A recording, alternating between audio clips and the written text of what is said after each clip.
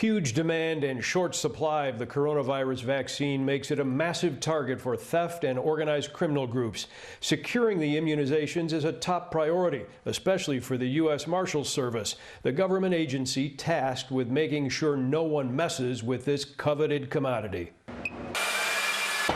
There will be a lot of people trying to get their hands on this. Security is going to be paramount. The U.S. Marshals Service has been securing things at a high level for a long time. The oldest federal agency. They've been around since 1789. They run the witness protection program. They do security at courthouses. And in 2002, they started the SNS program, which is a partnership with the CDC. After 9/11, they learned that they were having problems deploying those medical assets in a national crisis.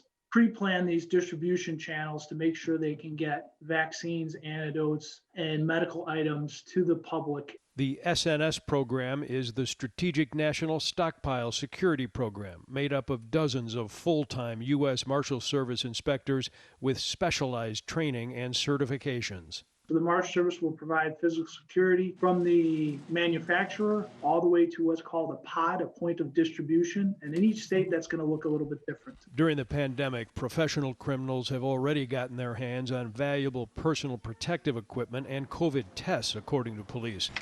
Now, authorities say they're worried about foreign governments and savvy organized crime groups trying to get a hold of the vaccine. It's ripe for a black market intervention. There's a sense of urgency and anxiety on the part of the public to be able to get this product and get it as quickly as they can.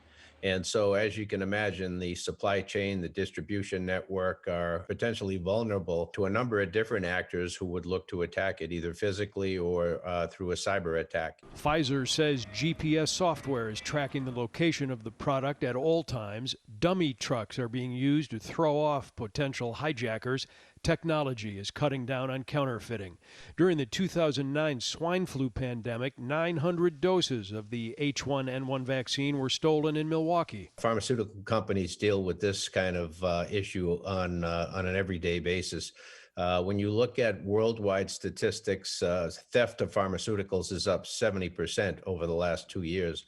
So they're very much attuned to what's going on and know that this cargo is extremely precious. Both Pfizer and Moderna say they have increased security at their manufacturing facilities. Many local hospitals and pharmacies tell the I-Team they are used to securing sought-after medications. Anytime you have something that is more valuable than what you could pay for it, you have the opportunity for fraud.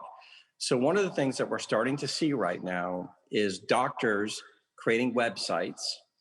I don't even think they're doctors, and saying that they have access to the vaccine, and for a fee, you can basically skip the line.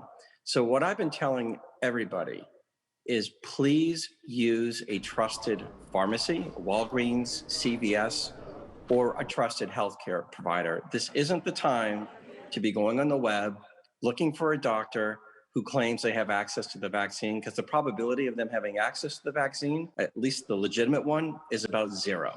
Another worry is maintaining identity security. And so one of the things that we're doing is we're helping the doctors and the pharmacies make sure that the individual that's actually requesting the vaccine is the individual that is that person. It is really important to make sure that the person receiving the shot is the person who is authorized to receive the shot. Tonight, there is a worldwide alert from Interpol concerning vaccine security threats. The International Criminal Police Organization putting out an orange notice that warns of imminent threat to public safety, from vaccine shipment hijackings by organized crime to the sale of fake inoculations. Hey, if you like that video, be sure to subscribe to our ABC7 Chicago YouTube channel.